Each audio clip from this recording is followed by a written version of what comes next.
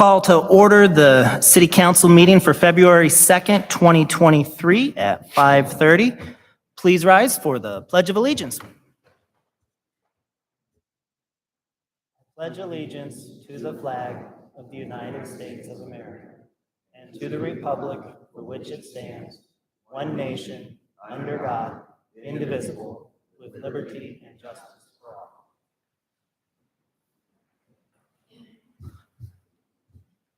Roll call. Crenshaw, Here. Alteid, Here. Garcia, Here. Altmans, Here. Hellenthal, Andrews, Tillman, Here. Bryant, Here. Greenwald, Here. 7 present, 2 absent. All right, for mayor's correspondence, Madam Mayor Kathy Mahoney is wrapping up vacation and she'll be back with us for our budget meeting on Saturday. So hope she's enjoyed a time to rest and relax.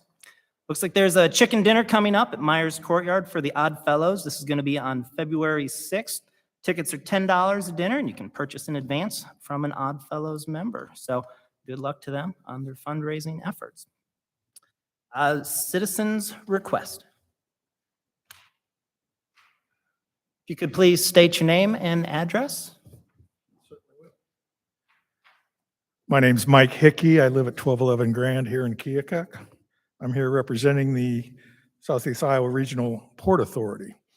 And I believe everybody has a year-end report from us. I'm here first off to say thank you for your past support. It's been a little bit difficult getting the thing off the ground here in the last few years, but now we're up and running. As you see there's a number of things. The biggest project we're working right now is the fiber optic backbone that will basically loop Lee County, plus get fiber optic high-speed internet out into the more rural areas. So it's an exciting project. We're acting as a conduit for that. We've also, you'll see there that the Career Advancement Center has been touching students in all parts of the county.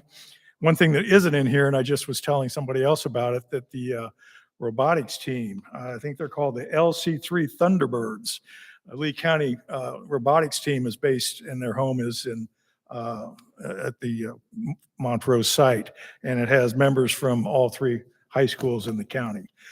So I'm not going to go through this whole thing with you and read to you. I certainly thank you again for the support in the past.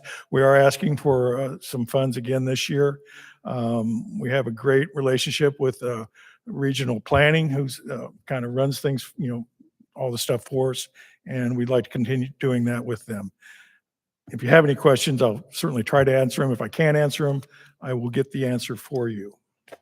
Mike, the increase was how much that you're asking for this? I'm sorry? What is the increase this year? Well, the increase is $500. Yeah, $500. We were at the $3,000 mark. We're asking for $3,500. We're asking, our funding comes from Keokuk, Fort Madison, and Lee County, and we're asking everybody for the same amount. I get to escape. Thank you very much. Yeah, oh, sorry. Sorry, I knew that you guys were doing some sort of, was it like a career day this week? I'm sorry? Did you guys have some sort of career day or something held out there this week? Yeah, there probably is. There's a lot of things going on out there that, quite frankly, I don't know about. It's used quite a bit. Lee County Economic Development offices are there. So they could certainly be doing something that I don't know about. I just wanted council to be aware that, like, it sounds like there's a lot of good activities, especially for the youth being held Yeah, out there. if you ever get a chance or would like a tour of the place, it's a pretty phenomenal place. They've got a lot of room. I think that having worked closely with Saripa, I don't know if everybody knows the history behind it. Could you just give a little history and understanding so people understand what Saripa actually is and how it operates as an organization? Boy, I knew it was going to be a hard one. As I understand it, this was Port Authority was created in 2006. Port Authority has many varied abilities. They're set up in such a way they're actually a lot like a city, a municipality. They can actually levy taxes. They can have a police department. They can do all kinds of stuff. But what the good things, what we've been doing, using it for mostly now, is to help other organizations succeed, like taking over the building out there by Montrose. It allowed it to be owned by somebody and used by many. So, Shelley, I don't have a really good offer for that, but No, I think that's one of the things is that it's an entity that is a governmental organization that is, so then when you purchase property and you hold these properties, there's non-taxes, there's things Yes. like that where it helps facilitate some of these and break down some of these barriers. Yeah. Yeah. That for success on these organizational sides of it. And I think that it's it's awesome. There's a lot of different things that they can do, but I think you guys are utilizing it in a way that makes a lot of sense for regional success. Yeah, I guess you should, in your note in the pamphlet that you received, that there's 2 members from Keokuk that is appointed, myself, Mike Dunn. We also have one of the Lee County members is a citizen of Keokuk, which is Jack Smith. So I believe Keokuk has good representatives in this group, or at least has 3. I don't know how good they always are. Anybody else? Thank you, Mike. Thank you. All right. Number 6, the consent agenda. We have the minutes of the regular city council meeting of January 19th, 2022. Minutes of the city budget workshop special meeting of January 21st, 2023. Minutes of the city budget workshop special meeting of January 28th, 2023. A resolution approving a liquor license for Keokuk Spirits, 1013 Main Street, effective March 1st, 2023, Class E retail alcohol license. A resolution approving urban revitalization tax exemption for the following homeowners be approved. Jamie and Teresa Gonzalez, 1784 Fair Lane for a sunroom. Samuel Plenge, 722 North 9th Street for a detached garage. James and Mary Dennis, 1007 Grand Avenue for a screen deck. Daniel Hickey, 1426 Grand Avenue for an indoor pool. Sadie Hayner, 953 Milton Drive, renovation and reconstruction of fire-damaged home. Jack and Diana Huckabee, 3327 Middle Road for a detached garage. Mark Curtis, 1115 Johnson Street Road for a detached garage. William and Martha Banis, 730 Hazelhurst, attached garage and a breezeway. Gwendolyn Scott and Kevin Stombach, 702 Hazelhurst, to convert attached garage into living space, install egress window in basement, and add a detached garage. And a motion to pay bills and transfers listed in registered number 5321 through 5323. There should be one correction. It's the minutes of the regular city council meeting of January 19th, 2023, not 2022. I saw that typo after I said it out loud. A motion to approve the agenda, including the consent agenda as amended with the corrected date. So moved. Second. All those in favor? Aye. Opposed? Motion carries. Item number 7, motion to approve the initial reading of an ordinance to amend the Code of Ordinances of the City of Keokuk, Chapter 2.88.150, Civil Service Rules. Do I have a motion to approve? Second. Chapter 2.88.150 of the Keokuk Municipal Code sets minimum age requirements for police officers. For the hiring of police officers, one of the requirements is the person be at least of 21 years of age. KPD currently has a candidate that is qualified other than age. He's currently 20 with a birthday in October. Iowa Administrative Code 501-2 sets the minimum age for a police officer at age 18. The proposed ordinance would adopt Administrative Code 501-2 by reference, thereby setting the minimum requirements for a police officer the same as what is required for the Iowa Law Enforcement Academy. Adopting the minimum requirements set by the state would increase the number of potential candidates. However, like all potential hires, KPD and the Civil Service Commission would need to execute full diligence in the hiring process. With the verbiage on this, then, we would just be adopting the state's writings of it. So if that were to change in the future, it would automatically change with us? Correct. So long as they keep the same administrative code number. If they change that, then we'd have to come back and amend the ordinance to match. Any further discussion? Not, we'll take a roll call. Crenshaw, Aye. Altheide, Garcia, Aye. Altmans, Aye. Tillman, Aye. Bryant, Aye. Greenwald, Aye.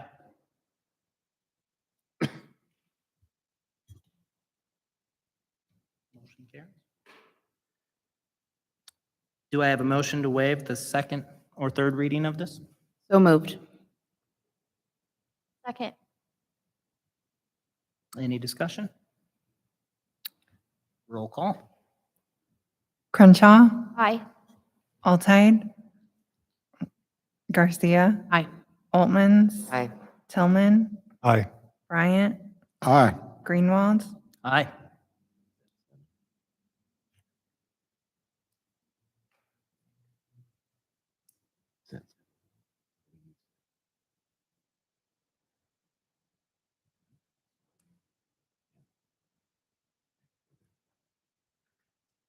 All right, motion passes.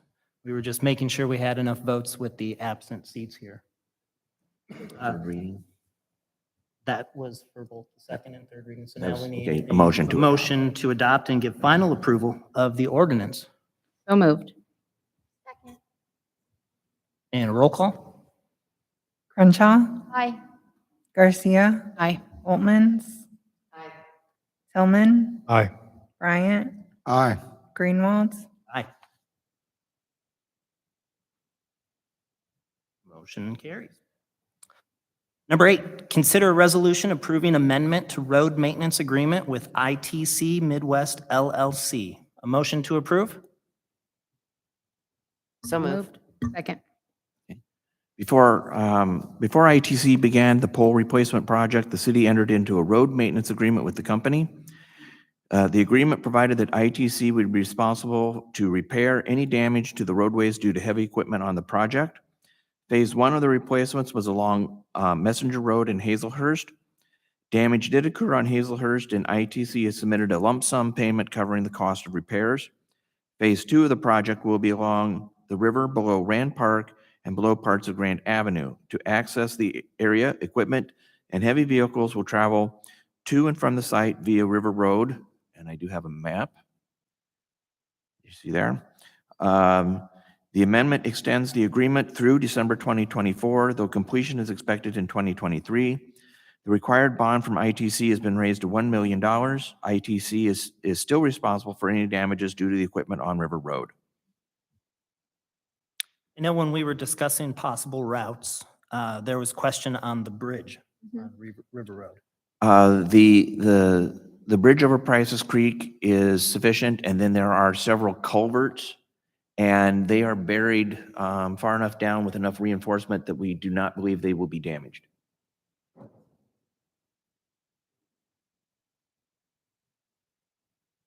Any other discussion?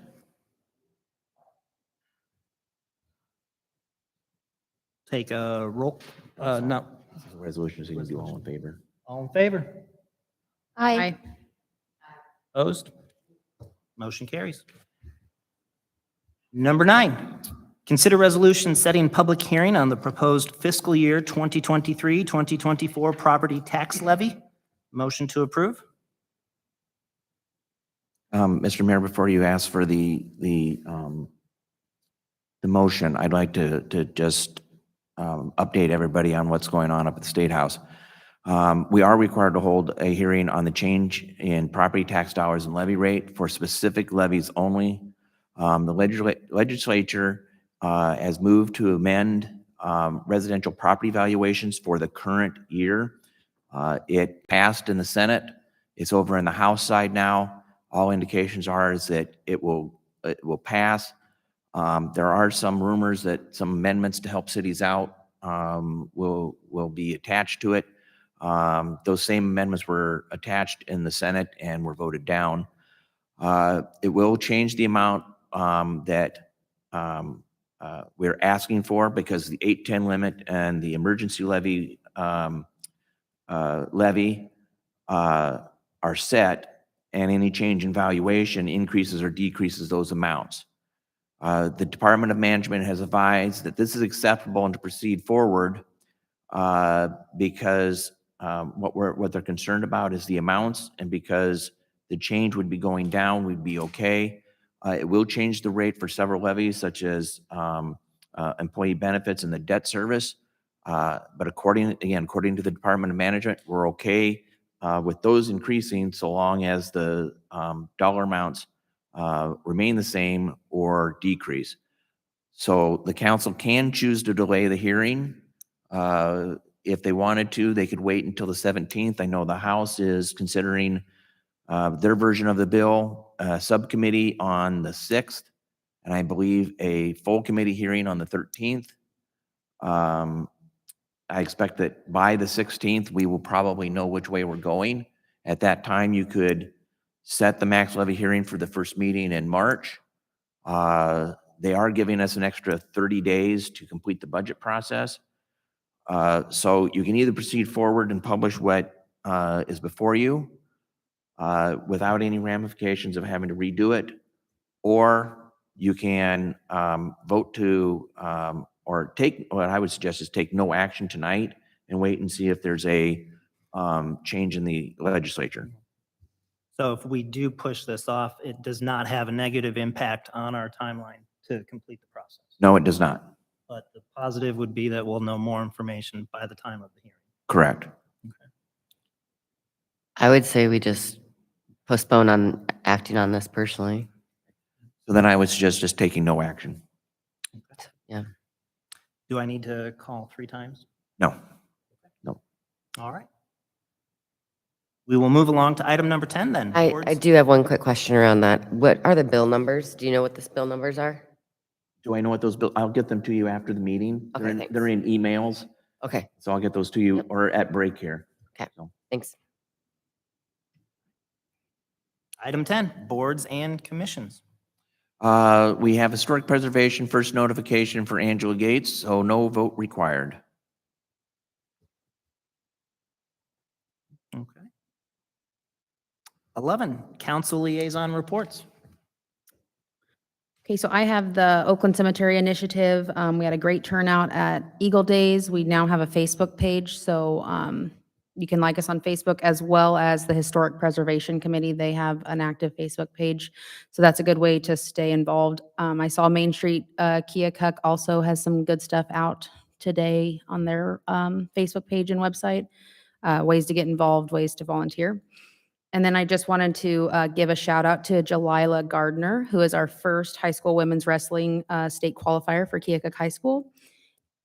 And yep, she's 1-1 today, and she gets to wrestle again tomorrow and hopefully bring some hardware home. So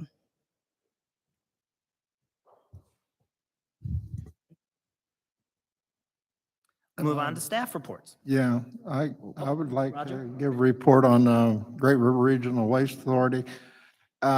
If you'll see, this here is the general manager's report, and if you read through it, you'll see that there's a lot of activity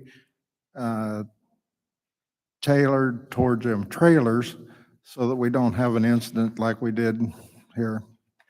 But I would like for you to look at the colored chart, and the amount of volume that's going into Great River is quite considerably above normal. I asked if this was a new normal or if this was just a spike, and they believe it is the normal. So there's more going in there, and due to this volume, they're looking that presently Great River has 12 employees, and they're looking to hire 1 and possibly 2 people to take care of this volume. And that's about it. Well, they're closing a cell, and that is quite a deal because you have to have money in an account for that closing, and they don't have it right now, but to raise rates to get that up with the rates would have a big shock. So they're trying to level that out. Opening up the new cell, they moved 400,000 yards of dirt. So if anybody needs any dirt, they've got some for sale. It's only $1 a ton for clay and $10 a ton for good dirt, black dirt. So any questions? Okay, well, thank you. Any other liaison reports? If not, we'll move on to staff reports.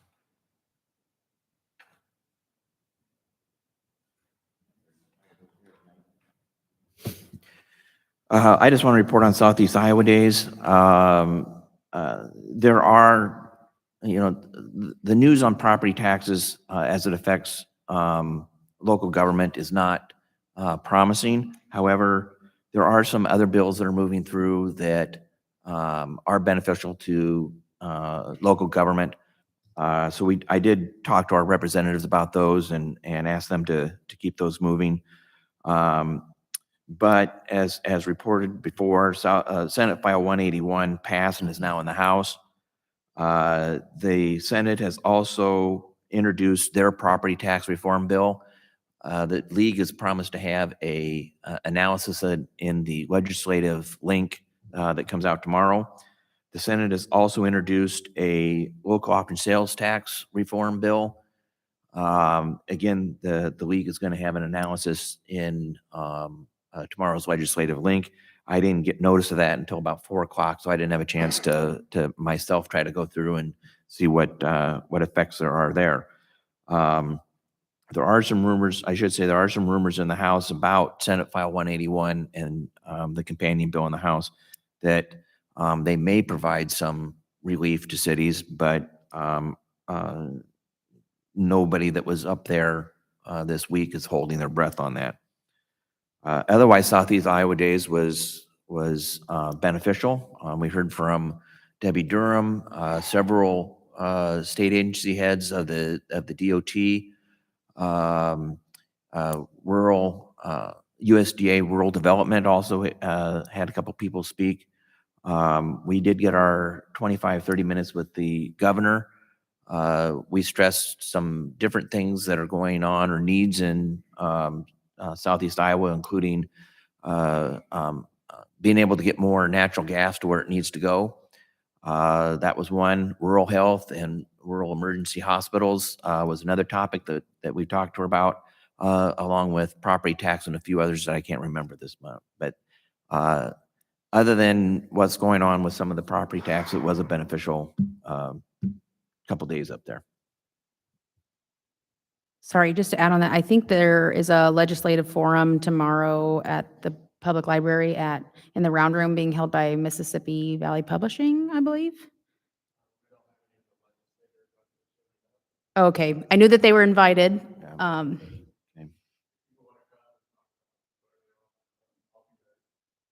So go talk to Joe tomorrow at 10:30. It sounds like Lee County Economic Development Group is hosting them in partnership with the Fort Madison and Keokuk Chambers on the 3rd or the 4th Friday of the month. They canceled on both initial 2 dates, and so we'll see in February.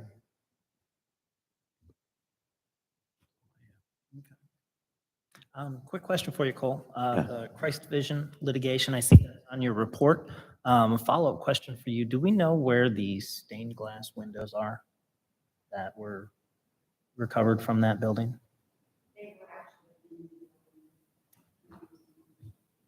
So they were destroyed then? Yes. Okay. Any new business? Hearing none, I'll take a motion to adjourn. So move. All those in favor? Aye. All right. We'll take a 5-minute break and come back with the workshop.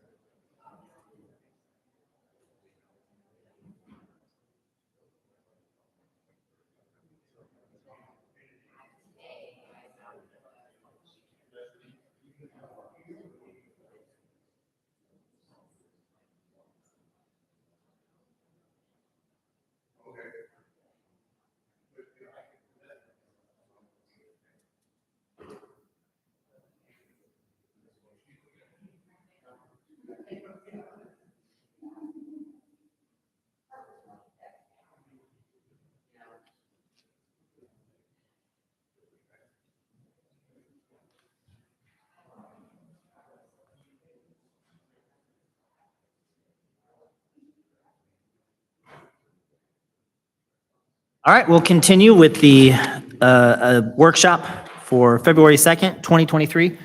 Quick note on the agenda, we are going to add K-Play and Rolling on the River to that agenda for the workshop, as they both have representatives here with us tonight. At least they weren't on the one I have. They'll be on the one we do, though. All right. So first up, Oakland Cemetery Initiative with a hotel motel tax request.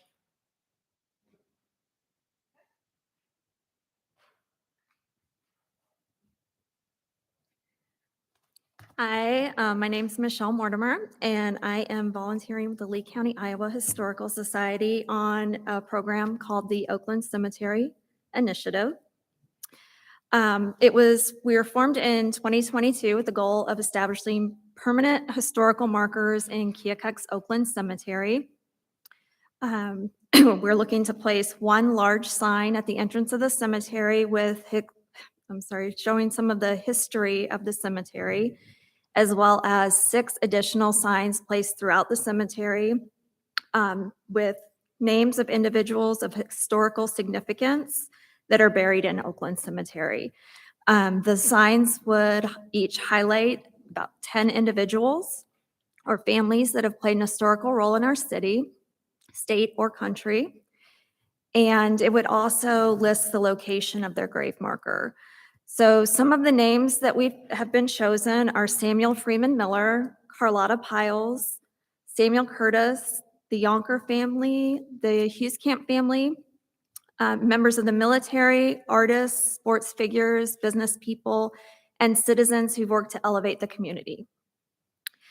We would like to host a 5K run with a 5K fun run and a 1-mile walk this summer on July 1st to raise money for the project, and we'd like to hold that inside Oakland Cemetery. So we're asking permission to do that, as well as we are requesting $1,000 from the hotel motel tax to contribute to our project. This would get us to our 20% goal. And let's see. We do feel that this is beneficial to Keokuk. It's not only a historical project, but it is educational, and we think that it would draw people to Keokuk, increasing tourism once we get these signs placed. Thank you for listening and for your support, sharing, and preserving the community. Do you have a plan on how many of those plaques? So like to as put of out? right now, there would be 6 signs that would be placed with the potential of adding more in the future, but our initial plan is for 6. So it'd be 60 names or families listed at this point. I've been researching those to add to the signs. Any other questions? I do have a question. You mentioned that it was going to be targeted kind of for tourism and to bring people here. So are you already partnering with the tourism department, or how is that going to work? We have met with tourism. We're working on that. Okay. But we are looking to, in addition to the signs, work to build a website that links to the history for these individuals that you would be able to look at while you're going through the cemetery and getting their names off those signs. Okay. And tourism was receptive and okay, Yes, awesome. so far. Thank you. Okay. You also mentioned a 5K in the cemetery that you were going to Yes. ask permission for. So my question is, what's the process for that? Is that just council kind of giving its blessing? or- I think that would just be a special event permit. Yeah, it would just be a special event application. Okay. You're not serving alcohol or No. doing fireworks or anything? No. Yeah, then that's just something staff can take care of. We weren't really sure until we got the pamphlet and it says no running in the cemetery. Yeah. But we have looked at a route through there, which is pretty much on the newly paved roads. And it has also been checked with Danny Hickey he's not going to be doing any more construction in there that's planned until after the 4th of July. So that's why we were looking at that date. Anything else?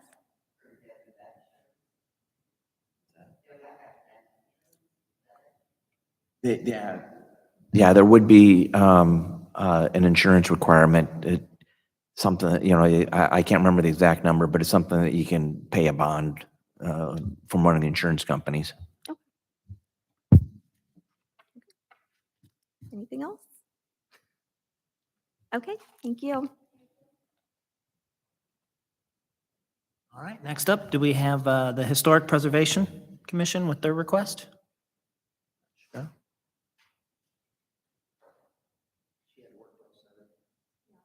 Okay.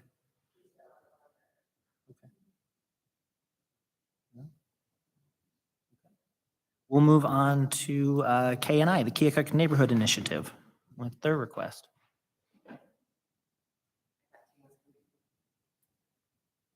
Shelley at 1913 Grand Avenue.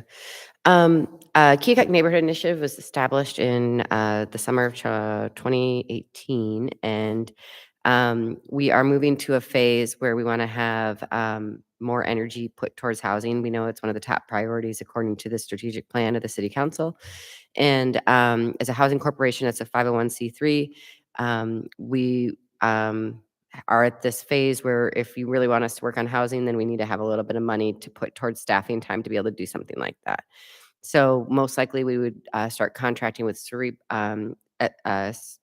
Southeast Iowa Regional Planning Commission to do something, but we're looking for some funding to move some of those initiatives forward. That Pam is doing a great job at the city level, but it'd be nice also to have some partners in a little bit of staff time that could do that as well. So we are requesting, I think, how much did he put in there? I wrote the letter. I didn't put the number in for the request. $10,000. So $10,000. So for instance, in the past, we did hire a summer intern who worked for us for 13 weeks, 11 weeks actually, did 11 week. She was a master's student and she had an architecture degree, and she did some amazing work for us that helped us move forward on the vacant property registry and other things like that. So perhaps we can look at getting another intern like that. I interviewed 7 interns from the graduate program at Iowa State. No, 5 from Iowa State and 2 from University of Iowa. So I think that we could maybe do something like that again. But if it's a top priority, Keokuk Neighborhood Initiative would love to help the city move forward on that. What questions do you have for me?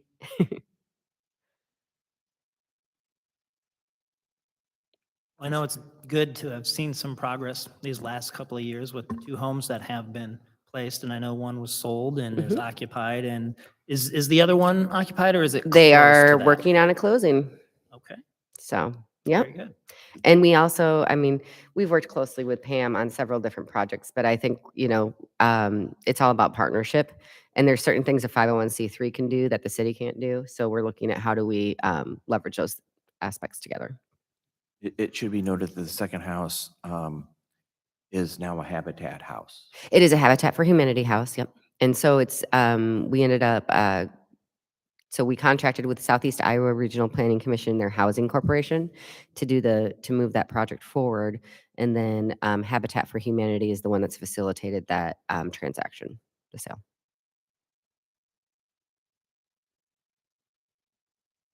Anything else? It's okay, thanks. Thank you. All right, we'll go with K-Play up next. Mike Greenslaw, 203 Navajo Drive. I handed all of you guys a Packlet, and I'm just kind of go through it. And if you have any questions, you can ask me at the end. K-Play is a 501c3 nonprofit with the public founded charity in 2014 with the purpose of bringing handicap equipment to public playgrounds in Keokuk, Iowa, in the community. Prior to 2015, opening of Bentley's playground in Tolmy Park on Plank Road, there was no accessible playground available in the tri-state area. Keokuk and families with children needed adapted equipment were required to drive an hour and a half to Iowa City or even 3 hours to St. Louis, Missouri to use a playground. This limited play time to occasional trips combined with doctor's trips. And in 2015, we completed phase 1, which included a musical box and some swing sets. And then phase 2 was completed in May of 2016, and that included a zip line, some more swings, some climbing structures, merry-go-round, and some more music things. And then, as like everything, COVID hit and slowed us down quite a bit. And so in January of 2022, we got our phase 3, which is our splash pad. And then we started construction in April for that splash pad of 2022. And then we completed that finally in August of 2022. The necessary demands for the park, K-Play is asking for help with phase 4. K-Play feels to further improve the accessibility for disabled individuals at Tolmy, a restroom changing facility is needed. We also feel for safety issues, a fence around the splash pad would be helpful.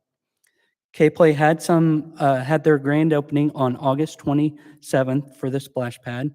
We had some minor vandalism, nothing major, just somebody came out and did some screws and was trying to take some of the heads off of the turtles.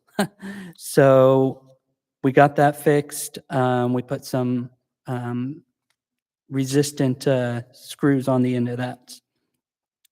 But parents and guardians will use the facilities, the changing table and the restrooms, while using our state-of-the-art splash pad. It also helps with transportation and logistics, such as changing the child or the adults before leaving the facility, because nobody wants to put a wet child or adult in their vehicle.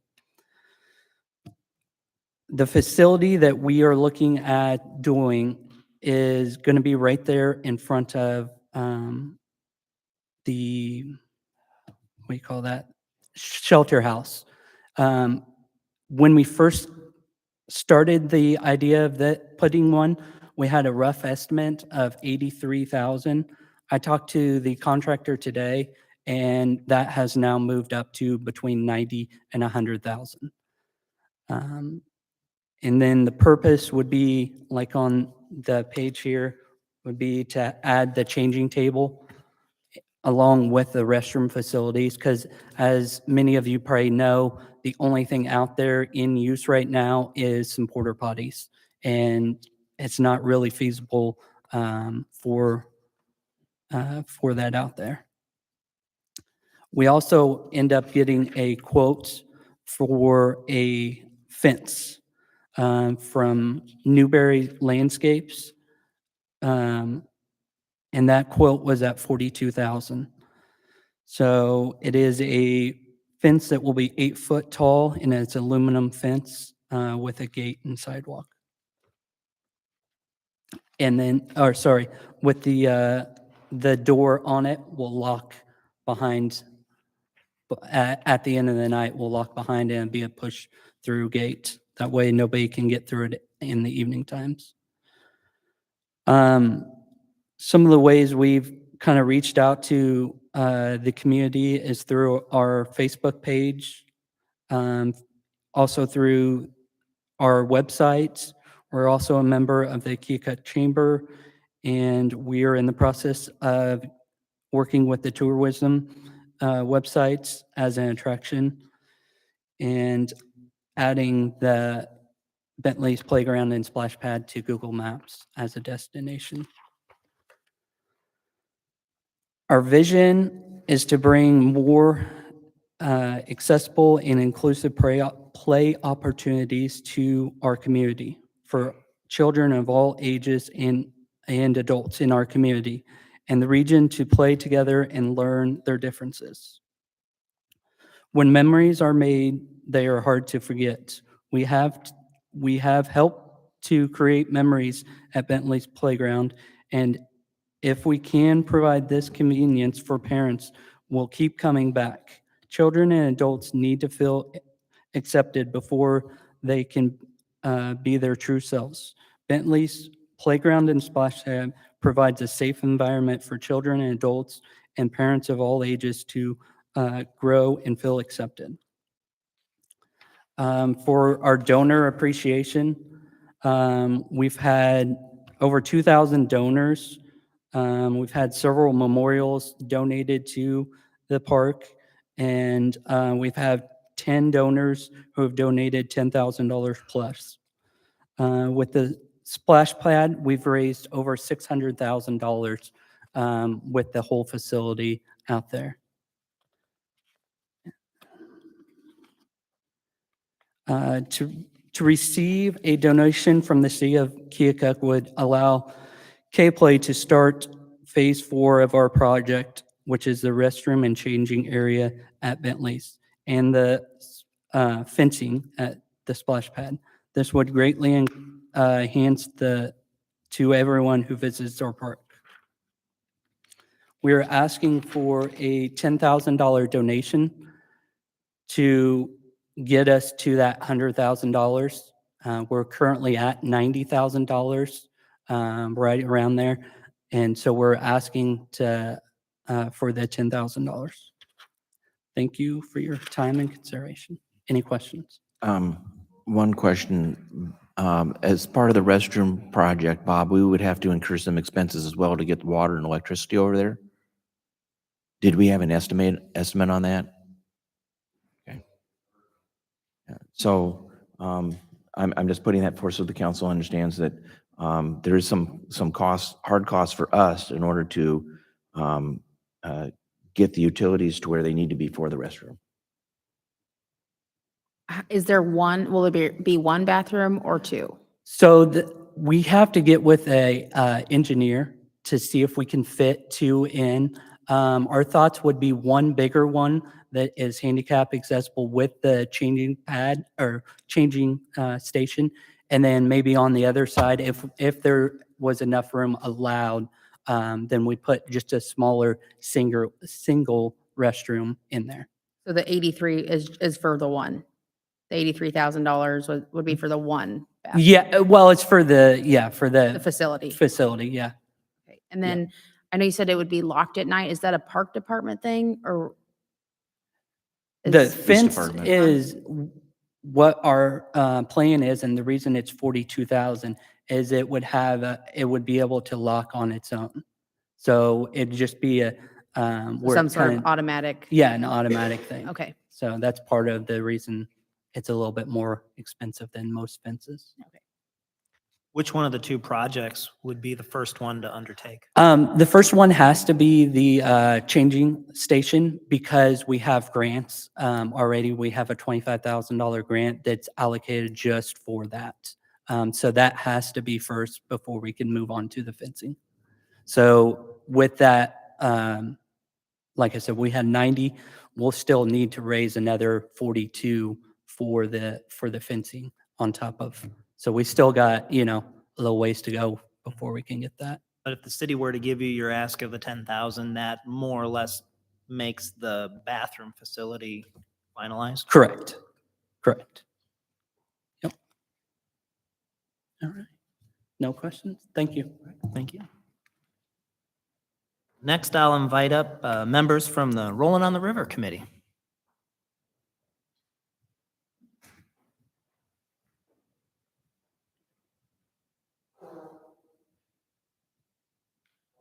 Hi, I'm Kimberly Berkland, 903 North 12th. Rolling on the River would like to request 3,500. Sorry, I'm emotional about this. Our sponsors are going down and our expenses are going up. And right now we've kind of are stuck between a rock and a hard place. Our bank account is hurting. We are really wanting to see this year happen, and we need your help. I'm open to any questions you have. I think the current allocation that we made was 3,500. That was the initial request. That was the initial request. Hmm. What additional would you be requesting? We used to ask for 2,500, and this year we're asking for 3,500. So just a little bit more. Looking at your budget for the coming year, I think one of the reasons why we invited you to come speak to us was we were thinking if we had it to do more than 3,500, was there a number that would make a great impact? We haven't had our meeting yet, but yes, we would gladly take more. We're not even sure what band we're going to hire this year, just because we're looking at numbers. We've got some bands we'd like to hire, of course, but again, it's all going back to what we can afford. And our insurance was astronomical this year, and we had to pay 2 separate policies just to get everything we needed to put on a show. Just the yearly expenses from the tent to the protection of having the law enforcement and our security increased. I mean, just everything increased. If it wasn't for, volunteers, we wouldn't have had a show last year. We do have a few people that we do pay, but one gentleman gave his pay back because he knew how tight money was for us. It's hard. Mhm. We right now, when I looked at the checkbook before I came, we were at 12, and that might cover a band if we're lucky. And we lost some big sponsors last year, and some people that said, well, we can't this year, but maybe next year. And we get that a lot now. We get that more and more frequently, which it's discouraging, but I understand. I mean, if it's hard for us, it's got to be hard for the businesses as well. So, yeah, I mean, we would not turn down more. And what that number would be, I don't know. I'd have to go to the committee and find out, what exactly are we looking at? But the 3,500 is what we thought would help the most at this point. Just to get us, it would cover the tent. It would cover, I left my list at home. I apologize for that. It definitely would cover the tent. It would cover part of the sound. It would cover the police protection. It would cover some other expenses that we have, like feeding the people that come. We have to house them. There's so many things. We provide children's entertainment, and those instructors that we bring in, they cost.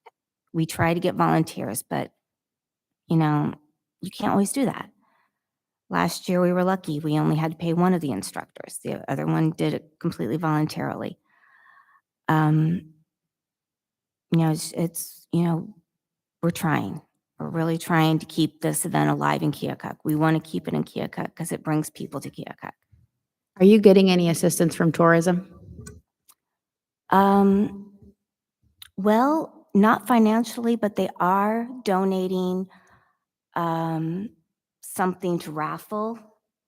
Like a silent auction item or Um, something? Well, for instance, last year, they were able to get tickets to a show in Des Moines? Davenport? Yes, I know, dear. I'm getting there. But they were able to donate that, and we raffled that off, and that raised us money. That most of it went towards our scholarship, because that's like our first priority. But they also donate the tourism bus every year between certain time frames. They'll bring it around, and then they'll take people to the campsites, the local hotels. Depending on where they live, they will take them, to get them home safely. So they don't actually give us money, but they do give us services. Okay. How many years has Rolling on the River been around? At least 30 that I'm aware of. Mhm. I have been with the committee for about 20 years now. I think I heard you mention you guys weren't sure about the future of Rolling on the River. Is it all just money, or is it also manpower that you guys? Manpower is, yes, a struggle, but the big hurdle right now is the fact that things are getting more expensive and donations are getting fewer and fewer and fewer. Our donation list last year had more lines through it than it had prospective, donations. It, yes, we were hurting for volunteers, and we have reached out to the local high school, who gratefully for $100 donation sends wrestlers, and they come and they help a lot.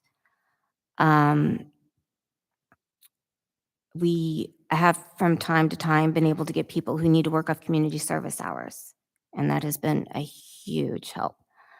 Matter of fact, one of our former members was recruited through that program.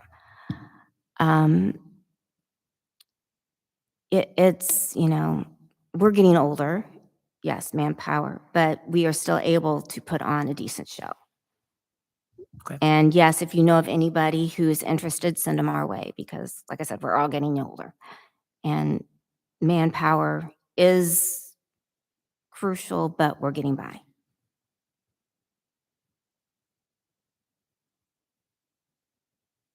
Any other questions? Thank you for your time. All right, then the last item I have on my agenda, so correct me if I'm wrong, but discussion on the UTV golf cart ordinance update. Yeah. In April of 2022, the City Council passed the UTV golf cart ordinance permitting the use of these vehicles on city streets.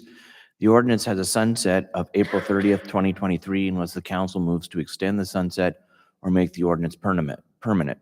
We did have one amendment made in July of 22, removing registration fees for the vehicles in compliance with newly enacted state code. So items for information and consideration tonight. KPD reports only one violation since the ordinance was passed. With fees no longer being assessed, we have no recovery of costs. However, the primary cost is registration stickers. Staff would recommend retaining the use of stickers in order to ensure owners are still following registration procedures and have all the necessary equipment. One recommendation is to possibly switch to smaller stickers in the future if they are less expensive. Our registration application requires seat belts for golf carts, but this requirement was left out of the ordinance, so we either need to amend the ordinance or require seat belts for golf carts, or strike it from our registration process. So I'm open for discussion. The state code require the seatbelts? In golf carts? Yeah. Okay, so then we'll have to amend our ordinance to that. No, I'm No, that's asking, the does, question. Oh, it doesn't? They're on the road, don't they require? I had looked last year when we were talking, or when it became enacted, but I'm not sure if they, No? Even if they're on public roads? Okay, so, yeah, according to the state bill, code 3211.10, basically, they have to follow motor vehicle ordinances, except there's an exemption for golf carts because they don't come factory with seat belts. The only other thing as far as side-by-sides is all of your UTVs and ATVs have got to have a burning headlight while they're on the road, just like motorcycles. Golf carts don't need to have headlights. Golf cart, see, and they've exempted some of that for golf carts. And I looked at it a little bit today, and of course, because of where I work, we're kind of involved with a lot of that. We get that same question a lot. The only thing I could find, and the only thing that we ever really tell anybody is, and of course, we don't know anything about golf carts because we don't sell those. But as far as the side-by-sides, they have to have working headlights, which have to be on all the time while they're on the road. They have to have working taillights. They're supposed to have a mirror, supposed to have a horn, and some sort of turn signal, either your arm or an actual electronic turn signal. So just like, but it is, they basically, they follow, they mention, let me find it here, it's sections. It basically says you've got to, an all-terrain vehicle operated on a highway shall be equipped with the parts, lamps, and other equipment in proper condition and adjustment as required under this title or this chapter for motor vehicles, including but not limited to the parts, lamps, and equipment required under sections 321, and it's 386.387.404, 432, and 437. And that's basically the headlamps, tail lamps. those are all traffic laws that are already Correct. in with the Iowa Code 321. Correct. Our ordinance mirrors that. I would refer to Chief Baum, how you feel about the seatbelts in the golf carts. I mean, safety-wise, it's better to have a seatbelt if they were to be struck by a motor vehicle in some fashion. So from a safety perspective, yeah, it's better to have the seatbelts. I believe the ones that I know that they're the slow-moving vehicles. There's like a certain golf cart that you can buy that was actually made for the street. They do come with They seatbelts. do, yeah. So I would like to add the seatbelt. And so last year, it wasn't required in the ordinance, but when they brought them to register, it was required there. Did you have any issues with people that had to get seatbelts added to their golf carts? There were some people that were frustrated because in the ordinance, it didn't say seatbelts. And then in order for us to approve the application, you had to have seatbelts. So there were people that were sent away to get seatbelts in their golf carts. The only other thing that I'll point out is if a golf cart does get struck by a motor vehicle, obviously there's a severe weight difference, right? And the chances for somebody to be tossed out of that golf cart is going to be a little bit more severe. Obviously without the safety restraints. So then, I'm sorry, I'm trying to, got a cold. So the golf carts don't have seat belts, but they can put those in aftermarket. And then they would be okay, but what about lights? Would they still have to have lights? The ones that are made for the road, like the slow-moving vehicle. Yeah, they're those all are, but equipped. I'm And I just think saying, a lot of golf carts have lights. At least newer versions. We haven't ran into an issue with the lights. Yeah, they okay, have lights. because that would be something that would concern me if you have vehicles running around without lights on them. I believe there's a time restriction on golf carts on when they can be out though, is, Yes. yeah. So Okay, they actually have, within they lighting. actually have to, they can't operate until 9 o'clock or something like that. So they're supposed to be off the road when dusk hits. Okay, thank you.